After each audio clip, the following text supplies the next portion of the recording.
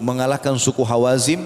Hampir seluruh wanitanya suku Hawazim, anak-anaknya, hartanya jadi rampasan perang semua. Kalah mereka dengan muslimin. Ada satu ibu ini masih masa menyusui. Bajunya basah dengan ASI. Dia jalan, rupanya sahabat Nabi ridwanullahi alaihim memisahkan antara tawanan anak-anak dengan tawanan ibu-ibu perempuan. Dipisahkan masing-masing. Ibu ini keluar dari tawanan perempuan, pergi ke tempat tawanan anak-anak kecil. Nabi SAW waktu lihat, Nabi bilang kepada para sahabat, perhatikan ibu ini, apa yang dia mau lakukan. Rupanya ibu itu angkat anak kecil, dibalik, terus dilihat sama dia. Bukan anaknya rupanya, ditaruh lagi. Dia maju lagi, angkat lagi anak satu, dibalik, bukan anaknya. Rupanya dia lagi cari anaknya nih. Terus saja dia mengangkat anak sampai ditemukan anaknya akhirnya. Dari sekian ratus anak kecil, akhirnya ditemukan sama dia. Begitu ditemukan anaknya, langsung dipeluk sama dia di depan orang-orang semuanya. Pada saat itu lagi panas cuaca, debu berterbangan, orang lagi pada keringatan. Dia masukkan anaknya ke dalam pakaiannya, ditutup, gitu kan? Kemudian disusui sama dia. Subhanallah, ibu ini sudah tidak malu lagi di depan orang. Bagi dia temukan anaknya. Dan bagi dia anaknya lagi butuh susu, disusui sama dia walaupun ditutup dalam bajunya, gitu kan? Tidak ada yang lihat tentunya. Tapi Nabi SAW dan sahabat tahu ibu ini lagi nyusui anaknya. Kata Nabi SAW, saya mau tanya kalian kepada para sahabat, kalau kita bakar api unggun, lalu kita minta ibu itu lempar anaknya ke api, mau nggak dia lempar? Kata para sahabat, tentu tidak ya Rasulullah. Lihat kasih sayangnya dia sama anaknya begini, nggak bakal dia bunuh anaknya gitu. Kata Nabi SAW, ini pesan Nabi, demi zat, maksudnya demi Allah yang jiwa Muhammad dalam genggamannya, maksudnya demi Allah, Tuhan kalian Allah lebih sayang kepada kalian daripada ibu itu kepada anaknya. Allah itu sangat sayang dengan kita teman-teman. Jangan bersangka buruk dengan Allah. Antum kalau sampaikan hajat apapun Allah dengar. Allah itu lebih dekat daripada dari urat leher kita sendiri. Itu dalam firman Allah berbunyi seperti itu. Dan para sahabat saking fahamnya poin ini, sampai-sampai kalau sendal mereka putus, dalam banyak riwayat mereka angkat tangan ke langit sambil mengatakan, ya Allah, sendal saya putus, gantikanlah. Sendal minta sama Allah. Kita kadang-kadang berpikir nanti kalau penyakit kronis baru minta sama Allah. Tidak teman-teman sekalian. Kita kalau mau pakai baju ada doanya, lepas baju ada doanya, mau tidur ada doanya, hal kecil pun minta kepada Allah. Allah kalau kita minta tidak akan melemparkan obat dari langit kalau minta sembuh. Tapi Allah mudahkan kita ketemu sama dokter yang cocok, obat yang cocok sembuh. Sebagaimana sudah saya jelaskan tadi. Teman-teman sekalian, kita akan masuk ke syarat diterimanya doa. Masih ada waktu dari azan Isya? 10 menit. Baik. Ada kurang lebih yang saya susun ya. Ini sepengetahuan saya, tentu mungkin masih ada yang lain, Allahu a'lam, tapi saya susun kurang lebih ada 9 syarat diijabahnya doa. Yang paling pertama adalah ikhlas. Apa itu ikhlas teman-teman? Lawan riya. Kapan kita melakukan ibadah untuk makhluk supaya dipuji, kita lagi berdoa setan bisikin, tuh orang di sebelahmu lagi lihat, berdoalah lama-lama. Sujudlah, jangan angkat kepalanya, tunggu lagi dilihat, tunggu difoto, tunggu ini dan itu. Waswas syaitan. Dan ingat, semua ibadah kata ulama akan terlintas riya. Yang paling pertama syaitan lintaskan riya dulu. Karena riya ini senjata pamungkas. Kata Nabi SAW, al-yasiru minar riya syirk.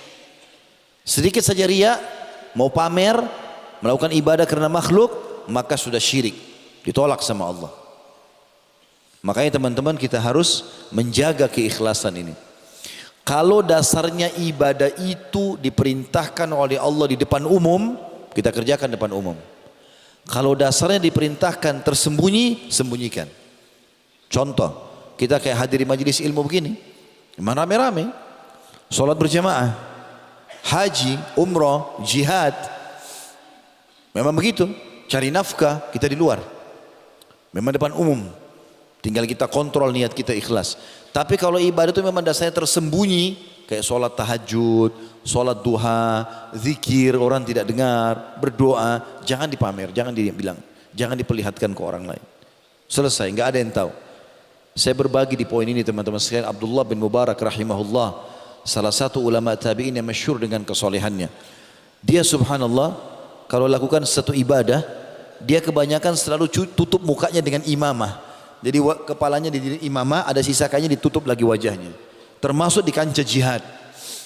Satu waktu pernah pasukan muslimin berangkat untuk melawan pasukan Romawi di zaman beliau. Abdullah bin Mubarak ini ulama besar, ya. Maka dia berada di belakang sekali pasukan, dan dia sengaja pakai imamah yang tebal, lalu alisnya ditutup sama dia, dan kelopak mata di bawah hidungnya juga, di bawah matanya juga ditutup.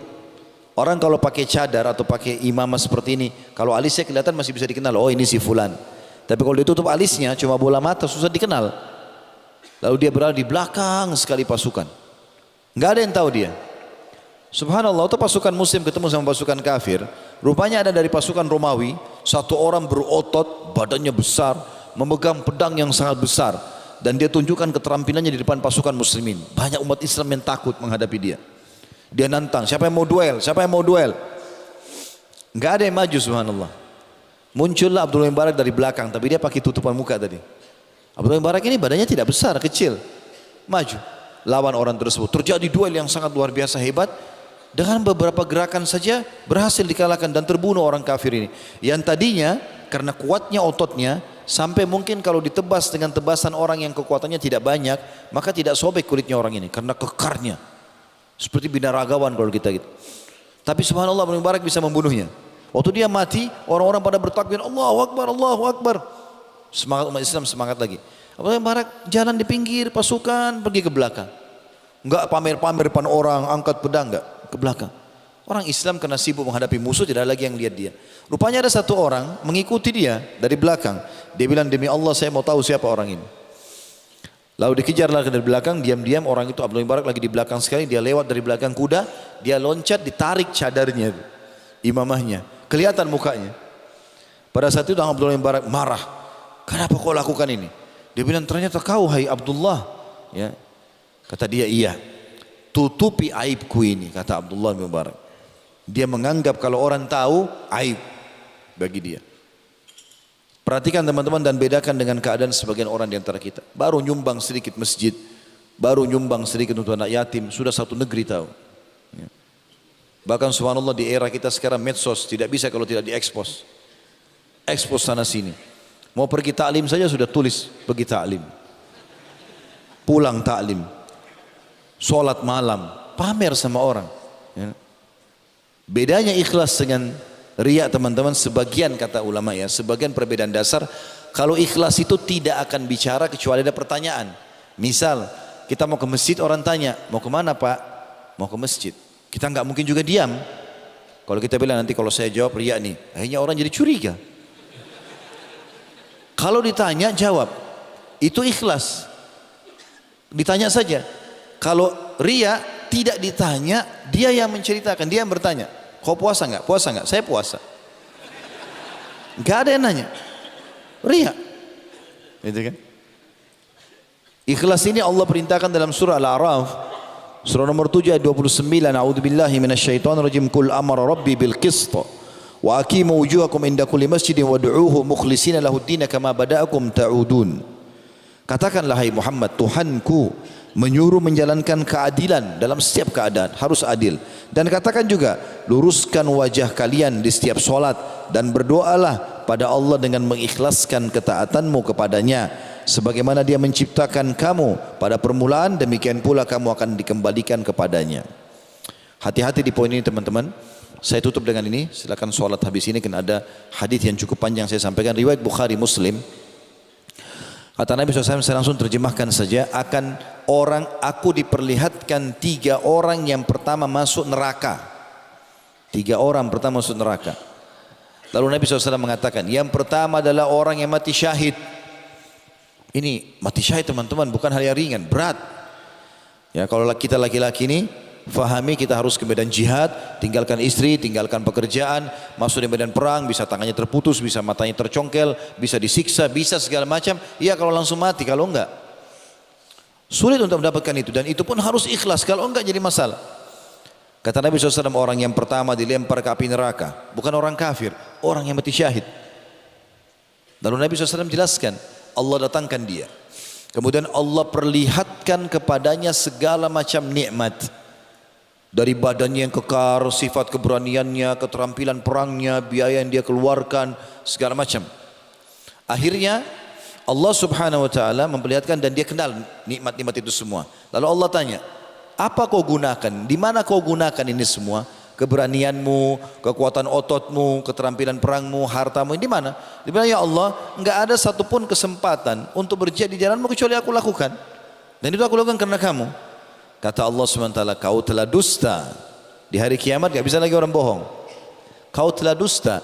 Kau berperang supaya kau dikatakan seorang yang pemberani dan sudah diucapkan. Kau sudah dapat itu pujian orang.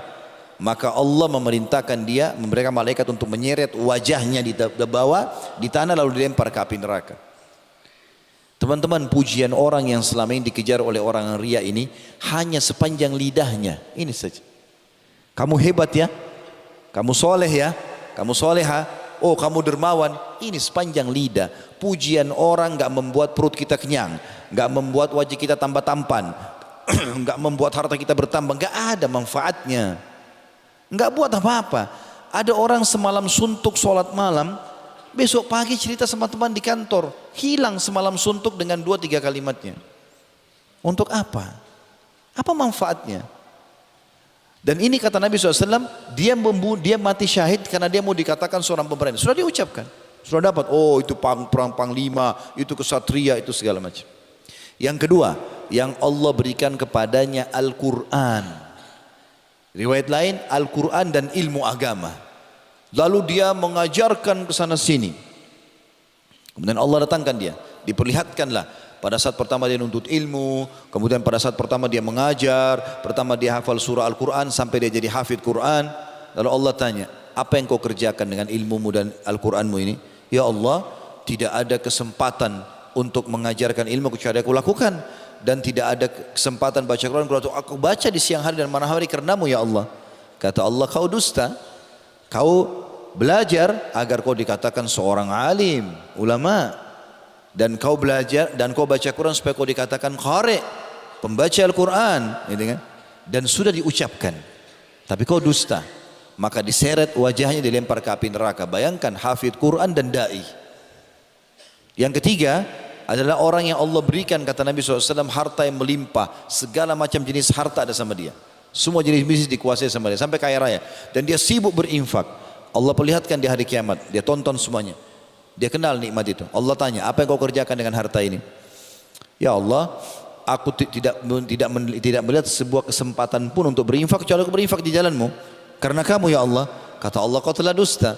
Kau berinfak agar kau dikatakan jawad, dermawan, dan sudah diucapkan. Lalu kemudian diseret wajahnya, dilempar ke dalam api neraka. Ya, sudah masuk waktu ya. Baik, saya tutup dengan kisah ini.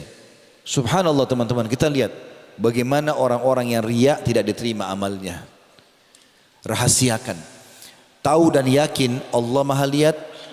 Sifat Allah Al-Basir. Malaikat di kiri kanan mencatat, tidak pernah istirahat, tidak pernah capek, dan semua tercatat dilihatkan pada hari kiamat. Sampai orang kafir, Allah katakan dalam Al-Quran akan mengatakan hari kiamat, a'udzubillahi minasyaitonir rajim, ma li hadzal kitab la yughadiru saghiratan wala kabiratan illa ahsaha. Buku apa yang kami terima ini? Buku amal hari kiamat. Tidak bisa membedakan mana yang kecil, mana yang besar. Apa kata sebagian ulama tafsir? Dari pertama kita jatuh dari rahim ibu kita, tangisan pertama, kedipan mata pertama, yang ke-10, yang ke-100, yang ke-1 juta, sampai kita meninggal, semuanya terlihat. Dan sebagian ulama di zaman sekarang mengatakan, jangan pernah bayangkan buku amal kita seperti buku yang biasa kita baca. Bukan begitu. Kalau di zaman sekarang, kalau tentu bapak-bapak dan ibu sekalian yang hidup umurnya di atas 25-30 tahun lah pasti sudah tahu itu. 20 tahun yang lalu, 25 tahun yang lalu tidak ada handphone. Kita masih pakai telepon rumah. Kita nggak pernah berpikir handphone seperti sekarang sudah jadi perpustakaan berjalan.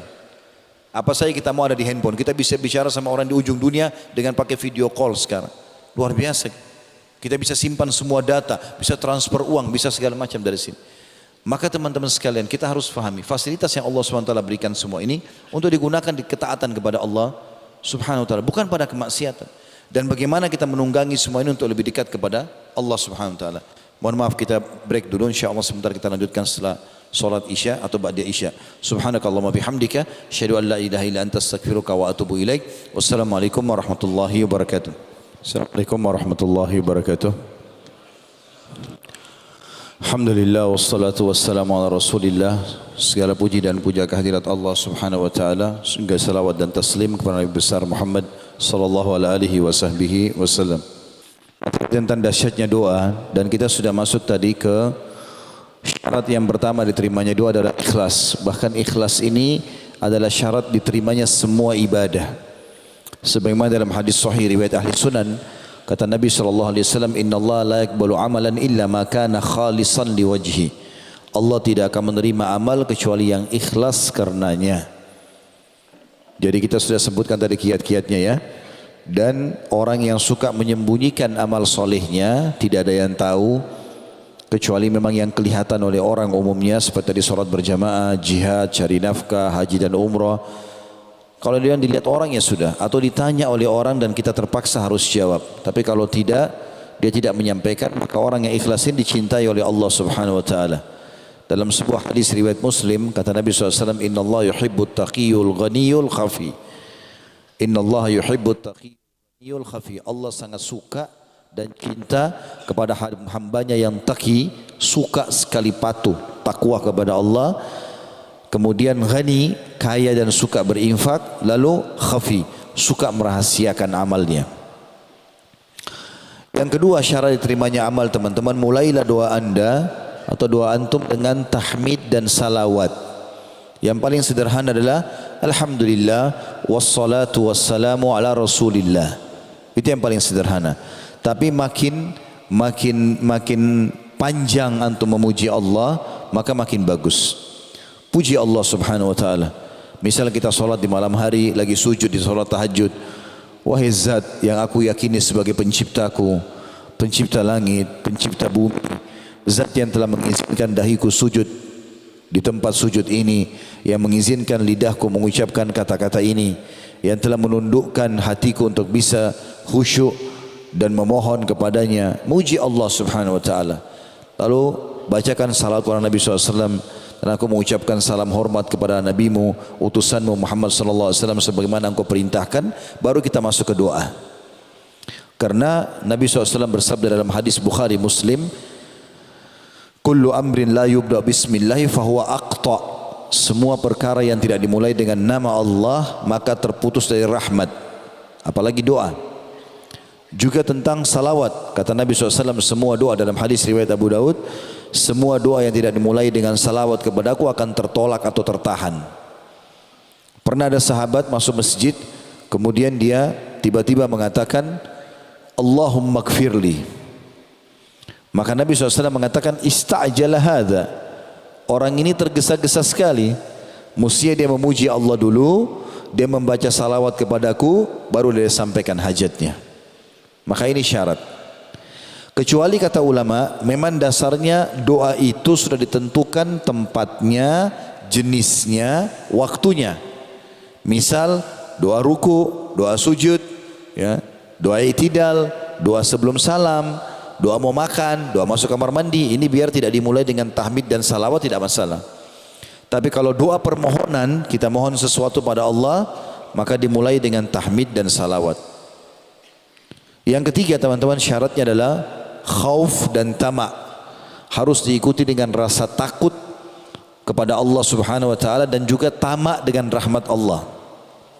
Allah sebutkan itu dalam surah Al-A'raf, surah nomor 7 ayat 56. A'udzubillahi minasyaitonir rajim. Wa la tufsidu fil ardi ba'da islahiha. Wa la tufsidu fil ardi ba'da islahiha wad'uuhu khaufan wa tam'a. Inna rahmatallahi qaribun minal muhsinin. Dan jangan kau membuat kerusakan di muka bumi dari dosa ke dosa, mengajak orang lain juga terjerumus dalam dosa dan kemaksiatan. Sesudah Allah memperbaikinya, Allah sudah turunkan peraturan-peraturan mana boleh mana tidak boleh. Dan berdoalah kepadanya, kepada Allah dengan rasa takut. Maksudnya takut akan azabnya kalau kita berlindung dari api neraka, takut kalau Allah Subhanahu wa taala belum ijabah, ya, sehingga dia lebih memperbanyak doanya. Dan penuh harapan, keyakinan akan dikabulkan.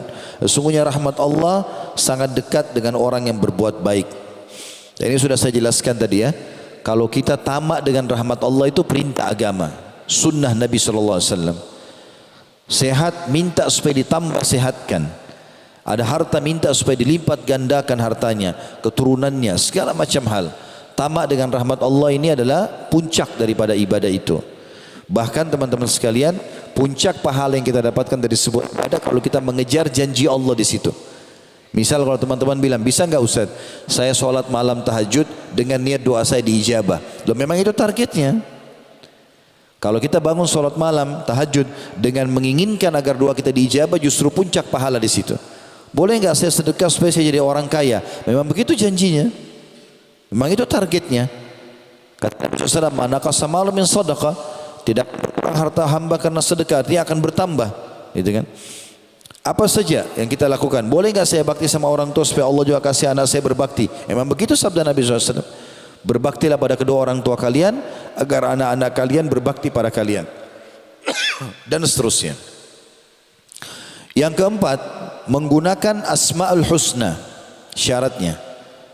Dan yang paling bagus kalau kita mengikuti iramahnya. Maksudnya gini, misalnya kita bilang ya Ghafur ikfirli, wahai zat yang maha pengampun, ampunilah aku. Ya Tawwab tub alayya, wahai zat yang menerima taubat, terimalah taubatku. Ya Razzaq urzukni, wahai zat yang maha pemberi rezeki, berikan aku rezeki. Ya Rahman irhamni, wahai zat yang maha pengasih, kasihanilah aku. Jadi seperti itu. Dan Allah menyebutkan dalam surah Al-A'raf, surah nomor 7 ayat 180, A'udzubillahi minasyaitonir rajim, walillahil asmaul husna. Allah bilang fad'uuhu biha.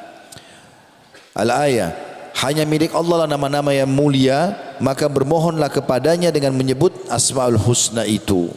Ya, sebutkan nama-nama Allah Subhanahu wa taala. Sebagian ulama mengatakan Asmaul Husna juga boleh maksudnya menyebutkan semua nama-nama Allah. Misalnya kita mengatakan wahai zat yang telah menciptakan langit dan bumi, ya seperti Nabi SAW bilang wahai zat yang menciptakan langit dan bumi, yang telah menjalankan awan, yang menurunkan hujan, yang mengalahkan pasukan azab, itu kan. Maka semua ini boleh diucapkan selama puji-pujian yang baik kepada Allah Subhanahu wa taala. Syarat yang kelima, makanan, minuman dan pakaian halal. Selama di badan kita ada sesuatu yang haram, tidak diijabah doanya. Ini syarat ya. Jadi saya kasih contoh gini syarat teman-teman. Kalau misal kita mau kuliah di satu kampus, dibuka pendaftaran. Ini pendaftaran dari tanggal 1 Januari sampai 31 Januari misalnya. Pendaftaran dibuka.